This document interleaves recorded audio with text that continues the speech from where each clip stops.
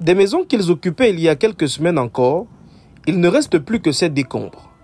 Cette nuit fatidique de juillet, en pleine saison pluvieuse, des centaines d'habitants du lieu dit New Bellefontaine, plus précisément au marché des femmes, ont été déguerpis de leur domicile à renfort d'engins. L'opération, qui ne concernait au départ que l'espace occupé par les commerçants, a viré en destruction massive de lieux d'habitation. Au quotidien, la situation sur le terrain est tendue, avec des risques d'embrasement, comme nous avons pu le constater pendant notre enregistrement.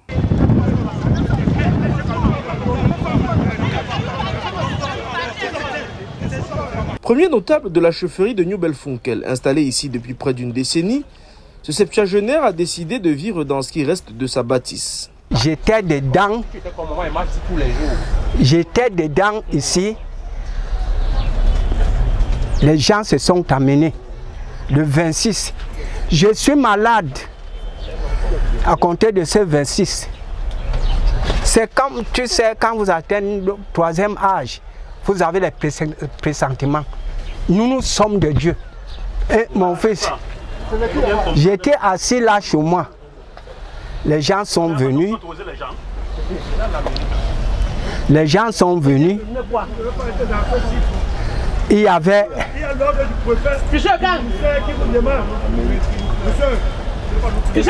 Écoutez là-bas, laissez ceci.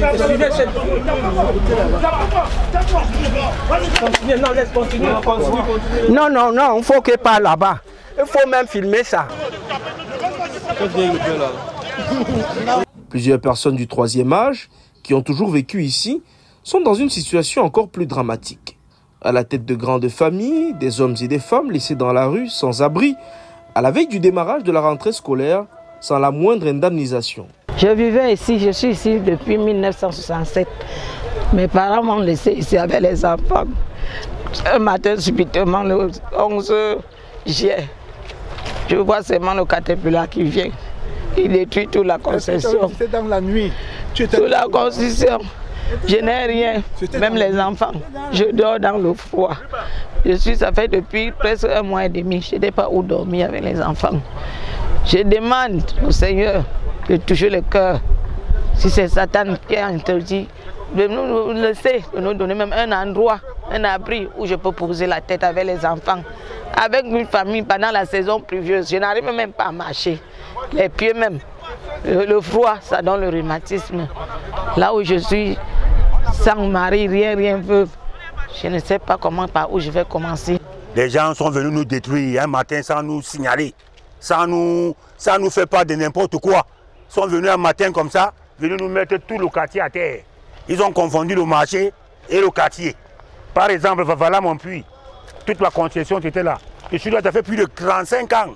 J'ai dit bien 35 ans ici au quartier. Ils nous ont tué tout le quartier. Pour rien. On vient vers vous. Priez pour que vous nous aidez. Parce qu'on ne sait pas quoi dire. Je dors dehors avec tous mes enfants.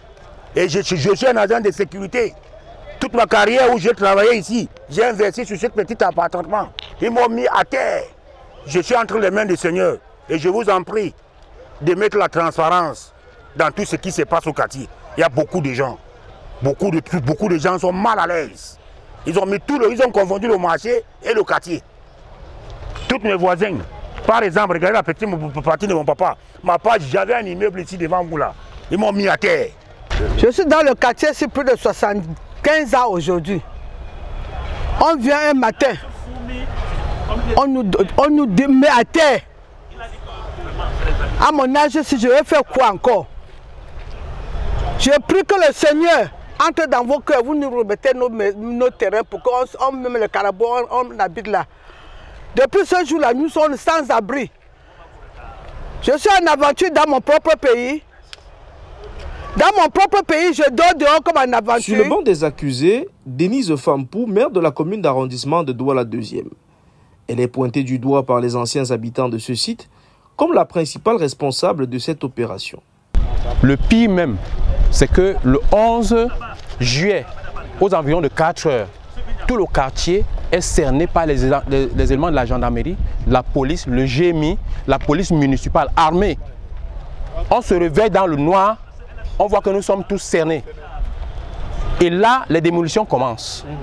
D'ailleurs, on ne connaît pas exactement qui a ordonné les démolitions. Je suis allé vers le commissaire 6 étoiles, je ne connais pas son nom, qui était au niveau, à l'entrée du marché central. Ils avaient installé leur camp. Vous savez comment les hommes en tenue se déploient. Je suis allé vers lui humblement, je lui ai demandé. Il me dit qu'il ne connaît pas. Il est seulement là venu pour faire ce qu'il faut. Il y avait un jeune commandant là. Quand ils sont arrivés même ici, je lui demande, qui vous a... Où est l'ordre de mission et consort? Est-ce que nous avons... On n'a pas été sommés, on n'a pas été avertis. Il n'y a eu aucune réunion tripartite pour nous faire savoir même. Ce vendredi, la première chose que j'ai faite, c'est d'aller à la mairie, aller au service technique de la mairie, aller à la sous-préfecture, les autres sont allés chez le gouverneur, les autres sont allés chez le préfet, pour savoir réellement qui a ordonné.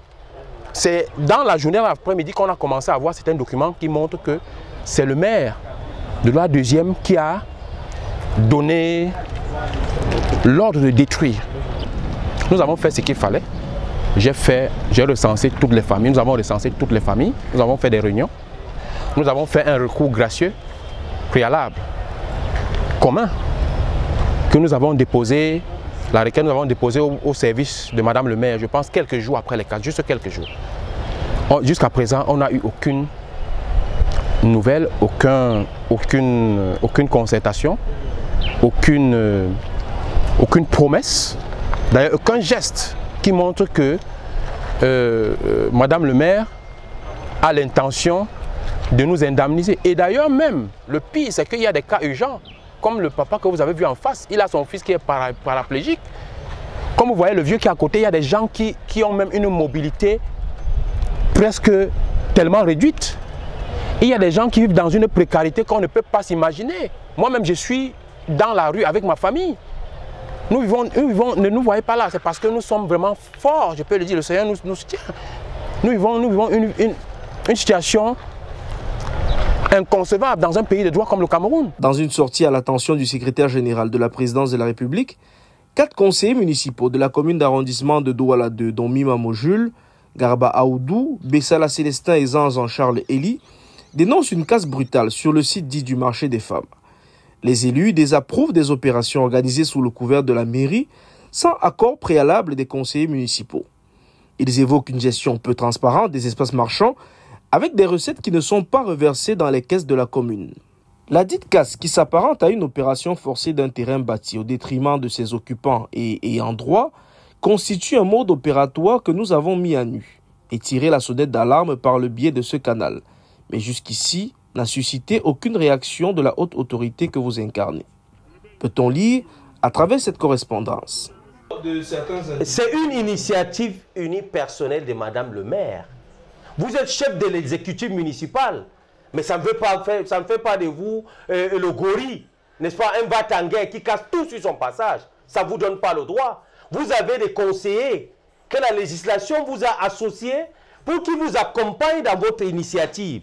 Il est inadmissible que sans concerter les conseillers municipaux au préalable, qui visent, qui jugent de l'opportunité, et même si le terrain appartient au domaine privé de l'État, il y a le contexte.